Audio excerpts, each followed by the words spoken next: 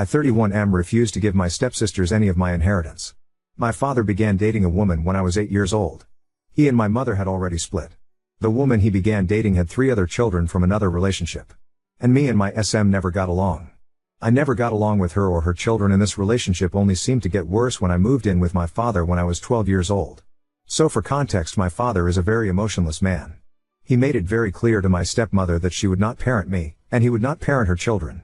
Each will deal with their own children, a rule which he abided by. She did not. To be clear, although he was not emotionally there for her children, he did but them everything they wanted. They went to private schools, they always had the latest tech and money. When they came of age, he bought each of them a car. Spending money was my father's way of being emotional. This was exactly how he was with me. All the way through my teens, she would increasingly try to control my life, what I could do, where I could go, what money I was allowed, what I could eat.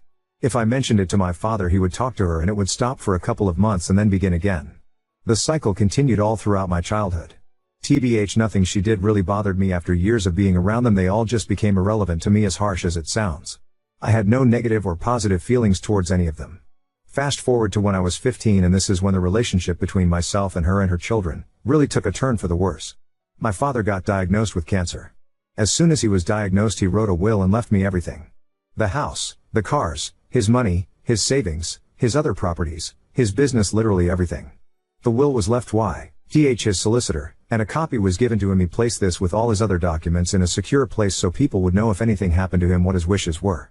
My father was given the all clear after a year of getting treatments and surgeries. It seemed as soon as he was given the all clear, my SM found his will and exploded. She came into my room with her oldest daughter, who didn't even live with us at that time, screaming at me, telling me I had manipulated my father and to get out of her house right now before she calls the police. I was 16. How had I manipulated him?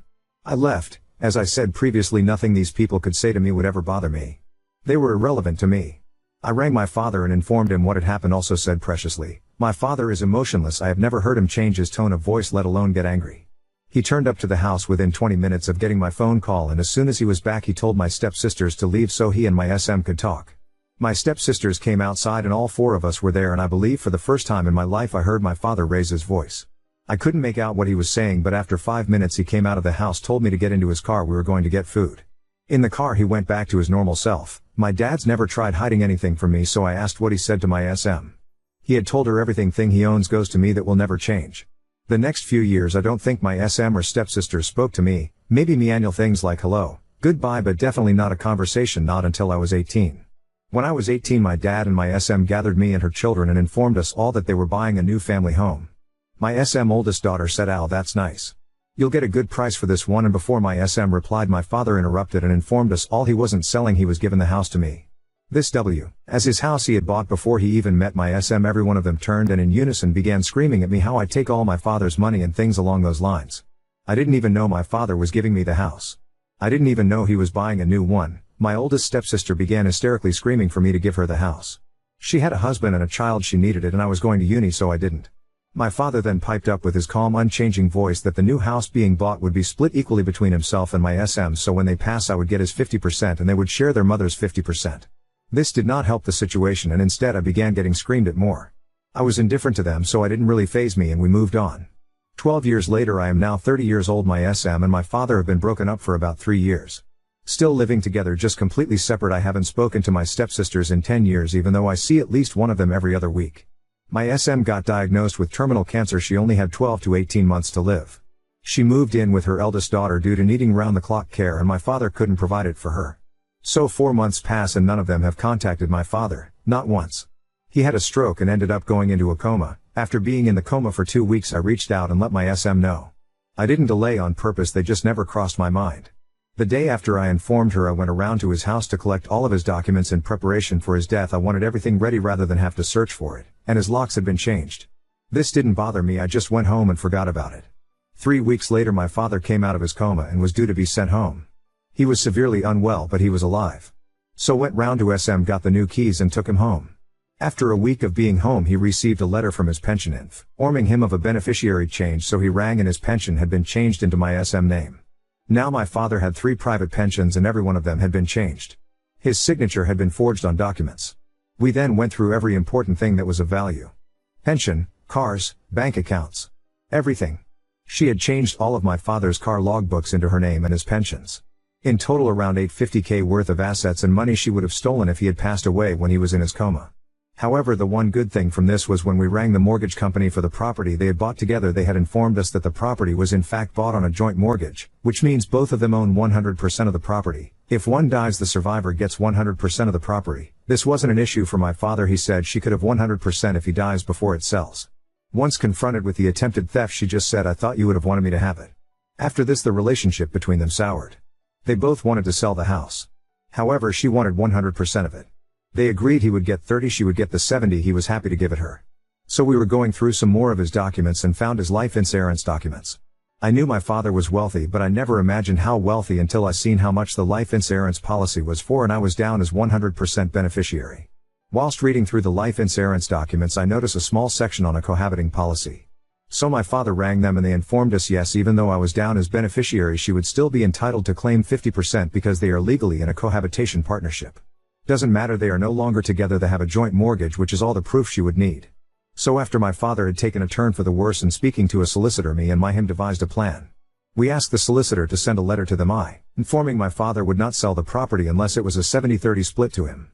TBH, he probably is entitled to that because she never paid a penny for anything. He didn't care about the house, just the life insurance.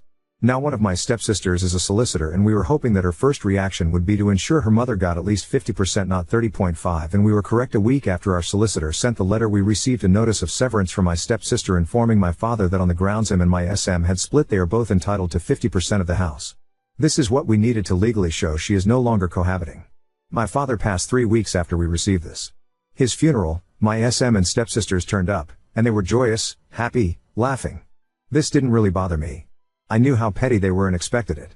Anyway, 6 months after my father's funeral, my wife and child were out with friends at a play area for the kids, and my eldest stepsister was there with her husband and children. I could see them staring and giggling, and eventually, they came over. They mentioned the house and how we tried and failed to rob 20% of it from them and some other things. Then she started to say disrespectful things about my father, and I snapped. I told them, we didn't care about the house. My dad didn't want my SM to get his life insurance. My stepsisters went quiet for around 30 seconds and then started asking what I meant. I just grabbed my child and me and my wife and I left. The next day, I was bombarded with phone calls asking what my father had left me, and I told them, every single thing I got in inheritance. I told them right down to the last penny. And then proceeded to brag about how we needed them to fill for the severance because if we did, they would block and delay it, suspecting something. I was then non-stop harassed for the next couple of weeks, telling me I didn't deserve the money. I should split it 4 ways because, say he was all of our father, not just mine. Then the threats started, and I received a letter from my SM youngest daughter, who was a solicitor, informing me of legal proceedings they are going to take. So now, after 4 months of this, we were informed today that they have no legal claim to any of my father's inheritance. Due to all his paperwork, will, beneficiaries on his policies, which he was in sound mind when he completed. It has ruled in my favor. I received another phone call from my eldest stepsister after I found out about winning the case, begging me to split the money and assets or at least give them the money from the house that my father and their mother owned together. My wife believes I should just give them something to leave us alone, but that would go against what my father wanted. Me and my wife both earn good money so we wouldn't miss it, and the only one of my stepsisters who earns decent money is the solicitor. The other two are desperate for money. But when I think about it, I'm constantly reminded that I don't actually care for these people, so why should I help them out? So, Ada? Edit, just to make it clear, my SM passed away around 3 months ago. The house was sold for 1.2 meters, so they did receive inheritance, around $200K each. Assuming she left equal amounts to each of her children.